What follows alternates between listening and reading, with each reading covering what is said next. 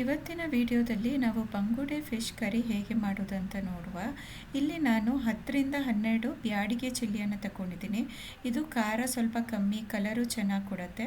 ನೀವು ಈ chilli use ಮಾಡಿಲ್ಲ ಅಂದರೆ ನಾರ್ಮಲ್ ಚಿಲ್ಲಿನ ಯೂಸ್ ಮಾಡಿ ಚೆನ್ನಾಗಿ ಎಣ್ಣೆಯಲ್ಲಿ ಫ್ರೈ ಮಾಡಿ 2.5 ಟೀ ಸ್ಪೂನ್ ಕೊತ್ತಂಬರಿ ಬೀಜನ ಹಾಕಿ, 1 ಟೀ ಸ್ಪೂನ್ ಜೀರಿಗೆ, 1/4 ಟೀ ಸ್ಪೂನ್ ಮೆಂತೆ ಕಾಳನ್ನು ಹಾಕ್ಕೊಳ್ಳಿ, 1/4 ಟೀ ಸ್ಪೂನ್ ಪೆಪ್ಪರನ್ನು ಹಾಕ್ಕೊಂಡು ಇದನ್ನು ನಾವು ಚೆನ್ನಾಗಿ ಫ್ರೈ ಮಾಡ್ಕೋಬೇಕು.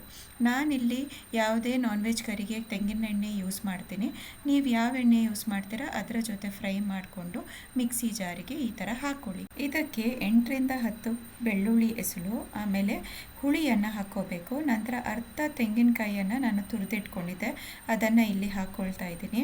ಸ್ವಲ್ಪ ನೀರನ್ನು ಹಾಕ್ಕೊಂಡು ಇದನ್ನು ಚೆನ್ನಾಗಿ ಗ್ರೈಂಡ್ ಮಾಡಿಕೊಂಡು ಸೈಡಲ್ಲಿ ಇಟ್ಕೊಳ್ಳಿ.